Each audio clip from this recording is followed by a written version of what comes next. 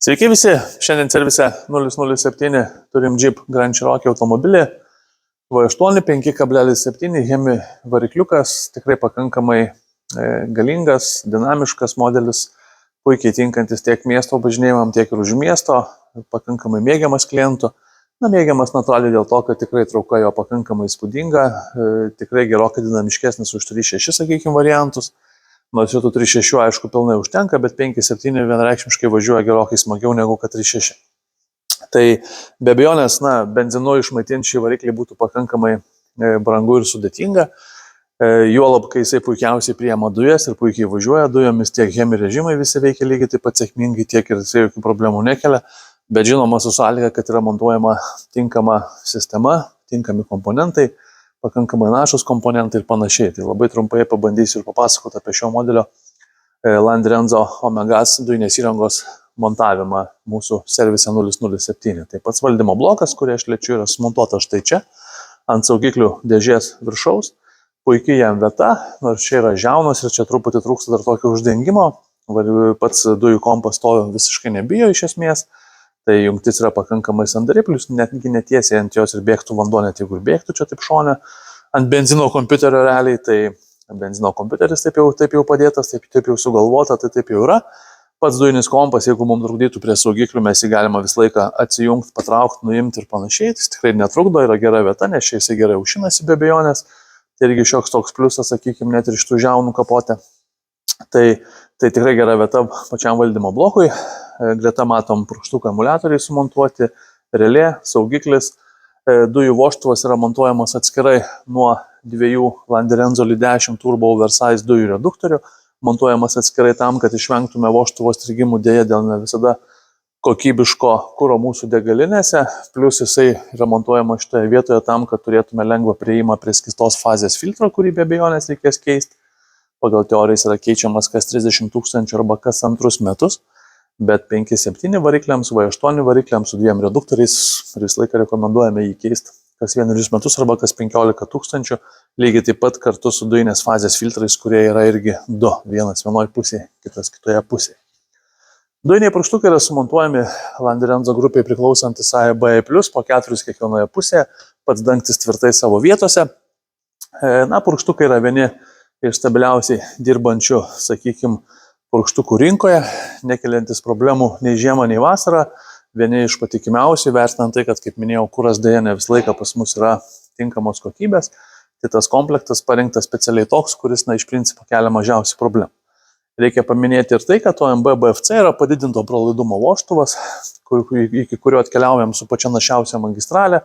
Vėlgi dujų balionė, prie kurio mes prieisim, yra montuojamas multivožtuvas su ekstra išėjimu. Tai yra vėlgi specialiai padidintos galios ir srauto multivožtuvas, skirtas itin našiem ir galingiems varikliams.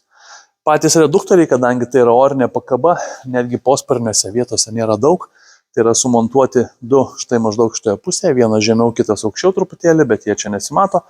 Tai yra Landrenzo L10 Turbo Oversize, vėlgi patys našiausi dujų reduktoriai. Teorija byloja, prašymas byloja, kad vienas yra skirtas 200 kW, nors iš principo 8 cilindrus galėtų maitinti ir vienas, tik ne 5.7, o kažkokį galbūt silpnesnį variantą. Tai bet 5.7 vienareikšmiškai turi būti du reduktoriai ir jokių kitokių teorinių variantų čia jam nėra. Visą laiką reikia geriau turėti truputį rezervo, negu kad, kaip sakyti, viršit galimybių ribas to reduktorių. Tai dar kol viskas nauja, tai gražiai važiuoja, o paskui jau tikrai tų problemų būtų kažkokių tai, ar ne. Saugiklis yra išvestas štai šitoje vietoje, dujinės įrangos saugiklio vietą reikia žinoti ir tech apžiūros metu dažnai yra mėgstama paklausti, ar jisai toksai yra, jeigu yra, tai kur. Tai instruktažo metu klientui be abejonės bus viskas parodyti ir paaiškinta. Visas dujinės įrangos laidynas be abejonės yra adaptuotas konkrečiai šiam variklio skyriui. Aplamai yra naudojamos kokybiškos medžiagos, priemonės, komponentai, sąvaržos, apsauginės gofros, gamykliniai laikikliai. Visas tas standartas, kuris iš principo yra taikomas montuojant Landrenzo įrangą kaip pavyzdys į visiškai naujus automobilius, tai lygiai tokie patys tie komponentai, visi tokie patys elementai, priemonės, medžiagos ir panašiai.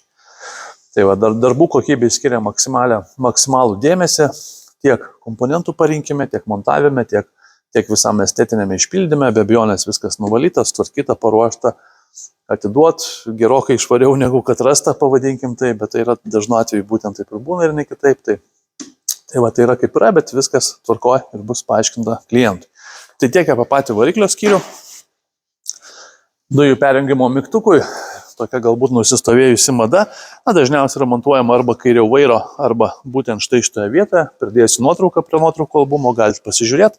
Man asmeniškai šita vieta patinka labiau, bet čia jau ne mano asmeniškumo, kliento nuomonė svarbi, tai kur klientas pagėdauja, ten jis yra ir sumontuojamas. Dujų pildymas padaromas prie benzino užpilimo vietos, atsidarom dangtelį, atsisukam kamštelį ir iš karto galim piltis dujas. Kamštelis net ir nebūtinas, iš principo galima jo būtų ir nedėti, bet kadangi jisai yra ir čia telpa, tai vis tiek suteikia tam tikros estetikos, nors ir benzino kamštelio čia nėra jau šiuo atveju, bet sakykime, atsidarom, atsisukam ir pilamės. Nieko mums papildomai kažko prisukti nereikia, gražiai viskas užsidaro ir lieka uždaryti. Pakankamai gražiai atrodantis variantas ir be abejonės patogus. Jeep Grand Cherokee automobiliuose, nors čia dar truputį aišku viskas surinkimo etape ir čia dar nėra iki galo viskas surinkta, tai dažniausiai yra montuojami 800 litrų balionai, bet čia klientui pasiūlėm ir klientas sutiko sumontuoti netgi 87 litrų dujų balioną atsarginio rato vietoje.